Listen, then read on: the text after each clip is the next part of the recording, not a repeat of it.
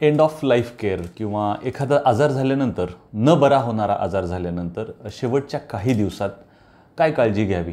मित्रांनो, आम्ही आपल्या द पेनेक्स क्लिनिकमध्ये एंड ऑफ लाईफ केअर ह्या विषयावर बऱ्याचदा सेपरेटली वेगळं नातेवाईकांचं पेशंटसाठीचं काउन्सिलिंग करणं आणि त्याच्यावर त्याची उपचार पद्धती करणं हे ठरवत असतो. त्याचा थोडक्यात सारांश सांगतो तुम्हाला. Basically end of life care म्हणजे अशी परिस्थिती असते की झालेला आजार, उदाहरणार्थ कॅन्सर झालेला आहे, तो सगळीकडे पसरलेला आहे, त्याच्यावर ट्रीटमेंट आता बॉडीवर काहीही साथ देत नाही आहे आणि पुढे काय करायचं. आणि हा प्रश्न एवढा गंभीर आणि महत्त्वाचा असतो कारण नातेवाईक आणि पेशंट स्वतः हतबल झालेले असतात. पेशंटला वेगळे वेगळे प्रॉब्लेम्स असतात. उदाहरणार्थ फार वेदना होत असतात, तीव्र वेदना होत असतात, किंवा इतर काही शरीरावर सूज आलेली असते, झोप येत नसते, अन्न जात नाही, उलट्या होतात, किंवा या आणि अशा वेगवेगळ्या प्रकारच्या गोष्टी पेशंटला होऊ शकतात.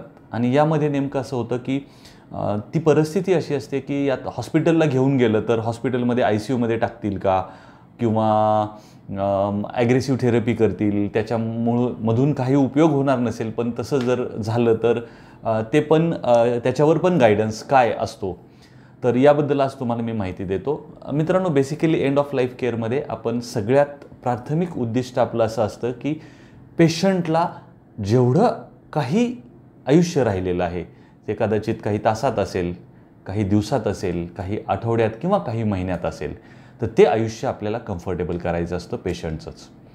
आणि हे कम्फर्टेबल करण्याचे काय पर्याय असतात, तर हे कम्फर्टेबल करण्याचे खूप सारे पर्याय असतात. आणि ते पर्याय शक्यतो आपण घरच्या घरी गोळ्या औषधं देणं या गोष्टीला प्रेफर करतो. जर अगदी आपल्याला ते घरी नाही मॅनेज झालं, उदाहरणार्थ कोणाला वेदना होतात, कोणाला बाकीचे काही सिम्पटम्स असतात, तरच आपण हॉस्पिटलमध्ये यायला सांगतो. हॉस्पिटलमध्ये सुद्धा आपण ICUमध्ये ठेवत नाही, आपण नॉर्मल साध्या रूममध्ये ठेवतो, जिथं खूप सारी रक्ताच्या तपासण्या नाही करायच्या किंवा खूप साऱ्या टेस्ट नाही करायच्या. फक्त आणि फक्त पेशंटला कम्फर्टेबल ठेवण्यासाठी हा आपला सगळा अट्टाहास चाललेला असतो. या केसमध्ये पेशंटचं काउन्सिलिंग केलं जातं, नातेवाईकांचंही काउन्सिलिंग केलं जातं.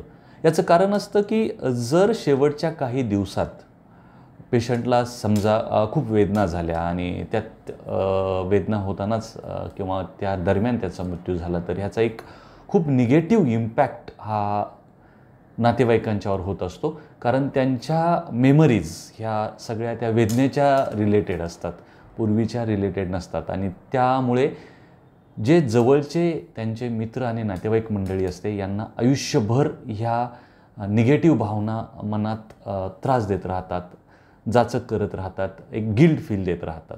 तर मित्रांनो, आता अजिबात काळजी करू नका, कारण आपण हा प्रोग्राम फार मोठ्या लेवलवर घेऊन जाण्याचा प्रयत्न करत आहोत की जिथे करून आपण खूप अशा परिस्थितीत सापडलेल्या, अशा कात्रीत सापडलेल्या पेशंट्सना, त्यांच्या नातेवाईकांना काउन्सिल करून त्यांना कम्फर्टेबल ठेवायचे खूप सारे मार्ग आहेत. पुढच्या कधीतरी मी अजून एखाद्या 2 व्हिडिओमध्ये सांगेन तुम्हाला काय काय मार्ग आहेत.